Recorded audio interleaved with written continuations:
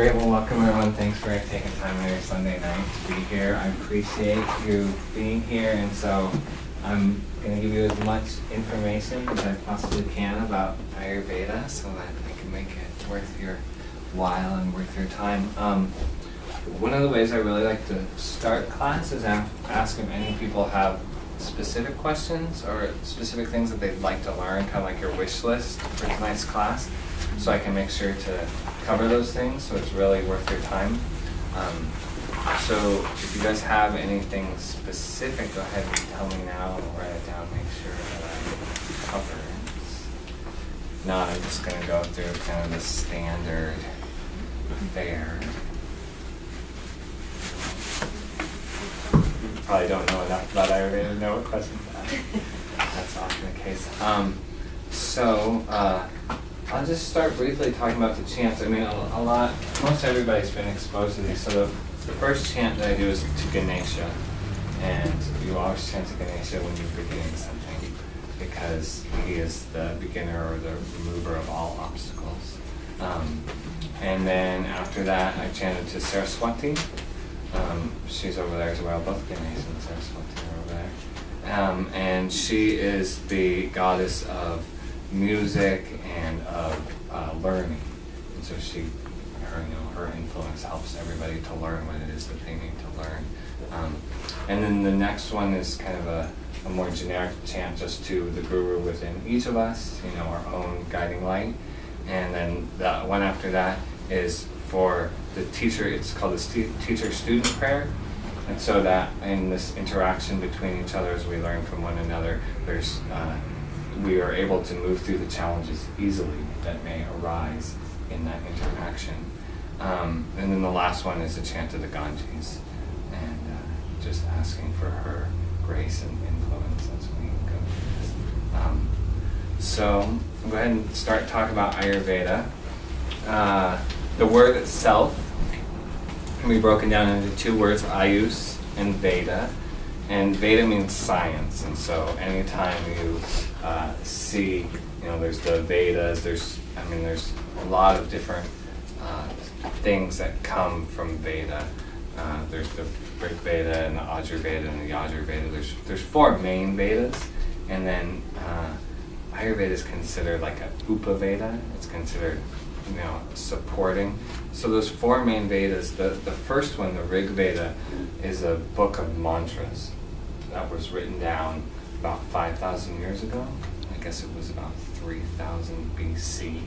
And it is considered to be the oldest text that anybody has ever seen. And that's why when people talk about Ayurveda, they talk about it being a 5,000-year-old science. Ayurveda didn't actually start to really gain momentum until much later. Its influence kind of paralleled Buddhism in a lot of ways. The Buddhists brought something to the science that before wasn't really available, and so it started to grow significantly through that Buddhist influence. But so the whole science itself is relatively old. In the Rig Veda, there are many mantras to different deities or gods or goddesses that deal directly with Ayurvedic principles, deal directly with the elements and the doshas, which we'll talk about. And so that's why it's often considered the mother of all medicine, the oldest science of medicine that then spread through Buddhism and then spread through other ways into other cultures and influenced influenced the Greek system, which then influenced our modern allopathic system. And so, this is kind of the core, the heart of it. So it's a science of life, is the more standard meaning. The mother of medicine is another thing that's often called. And so basically what Ayurveda seeks to do is through science, through observation and experimentation with oneself and with one's environment, you determine what things are life-affirming and what things are life-debilitating or disease-causing, basically. And for each one of us in each one of our environments, that's completely unique. Just like when scientists do experiments and they go through the observation and the experimentation process, they find that there's certain categories of things that are all can be categorized and found to be the same, and others that don't. So that's basically what this is it's trying to give you a skill set to do observation and experimentation on yourself to determine whether something that you're doing is actually good for you or bad for you, within the context of the seasonality, because those things are constantly changing. So something that was good for you yesterday may not be good for you today. And the idea is getting us out of that conditioned mindset where we've already determined whether something is good or bad for us before we even try it. It's already set in our mind that oh, this is bad. And so that kind of, that determines whether that thing is good or bad for us in a certain sense. But we don't give ourselves enough space in our own life to actually experience our life because we've already decided from the outset whether this is something that's going to be good or bad. And so what Ayurveda seeks to do is give us these principles that we can apply to our life to create more space to actually live our own life. And in that living of our own life and that actual experiencing of our own life, the idea behind Ayurveda is that we'll be healthy, and what health really means from an Ayurvedic perspective is satisfaction. That you really feel deeply satisfied with the things that you're doing and the things that you're eating and the way that you have chosen to live your life. And so that's the ultimate goal of Ayurveda. And to get that level of satisfaction, you have to be healthy. Your body has to feel good and your mind has to feel strong. And so that's the ultimate goal of what Ayurveda seeks to accomplish. So we'll start with the kind of the basics of Ayurveda. Ayurveda is based on the 5 elements. So these 5 elements in chemistry, I think there's 221 different elements. Does anybody have any chemists? Does anybody have? They're finding Just new ones get all out the of time. the Yeah, that's true. They're creating new ones and the particle accelerators and stuff like that. So in Ayurveda, we have 5, and the 5 elements can basically encompass and describe everything that periodic table of elements describes through their qualities. And so these 5 elements are ether, air, fire, water, and earth. And they go from more subtle to more gross. And as the story goes, when the universe was first created, all there was space, just expansiveness everywhere. And that expansiveness eventually started to expand in such a way that it started to create motion. And it was the first time that motion was ever felt in the entire universe. And so that motion then became air. And so that's the primary quality of air, is motion. So that we're looking for things that have the qualities of motion. So that motion then started to create friction, and then fire arose from that friction. And the 2 main qualities of fire are heat and light. Fire is hot and it gives off light. And that's how it transforms things. So the fire then created this heat, and then the heat condensed the space, and then that created water. And so water has this more fluid quality, this more cohesive quality. All the little water droplets come together very easily, and so it draws things together and holds things in a place, but it doesn't have a form, it doesn't have a structure until it's actually solidified and becomes earth, and then earth is that form or that structure. So these are the primary building blocks of the Ayurvedic universe and of our lives. And so everything in our lives, whether it's in our body, whether it's outside, whether it's in our partners, they have these different qualities of space here, or ether and air and fire and water and earth. And it's being able to identify those qualities and then know what our natural inherent qualities are, and through that kind of qualitative analysis we can determine whether the qualities that are outside of ourselves if we bring those into ourselves, if that's going to create more balance or more imbalance.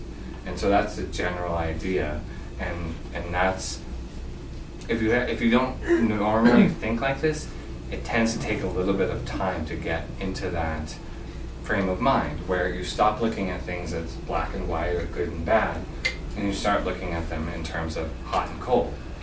If it's a hot day, do I want something cold? Is this food then a cold thing or a hot thing? And so you start to develop a much deeper relationship with everything in your life, because you're starting to look at it more from its qualities and what makes it up, and you're starting to cultivate enough self-awareness within yourself to know what qualities make you up, and so you can see, or at least predict, if you put those two things together, what are you going to have. So that's where we're going. So I'm going to go through this real quick. So I have 4 pairs of qualities here. I have hot and cold, and dry and moist, and heavy and light, and stable and mobile. And some of you have sat through this class with me once before, so you're not allowed to answer. But we're going to go through each one of these, and we're going to determine what those qualities of each one of these is.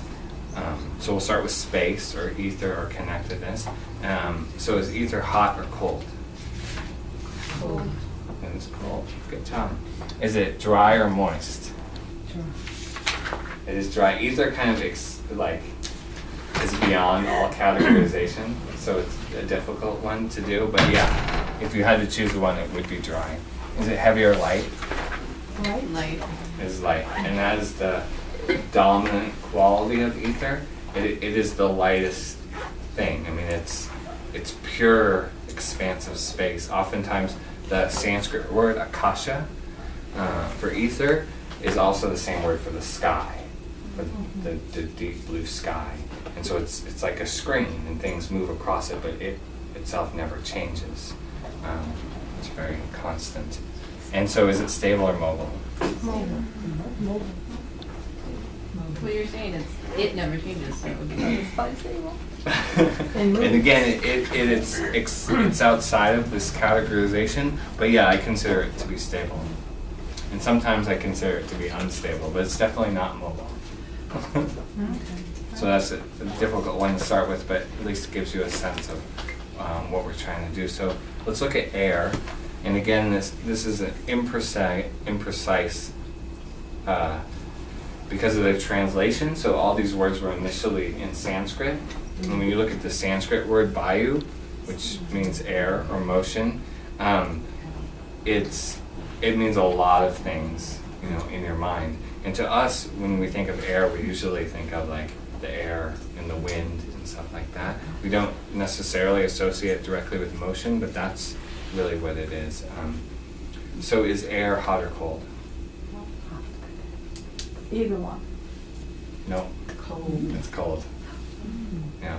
So think of if you're out on a hot summer day and the wind blows, do you feel hotter or do you feel cooler? You feel cooler. And so that motion cools you off.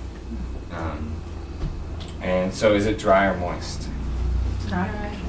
It is dry, and that is the main quality of air.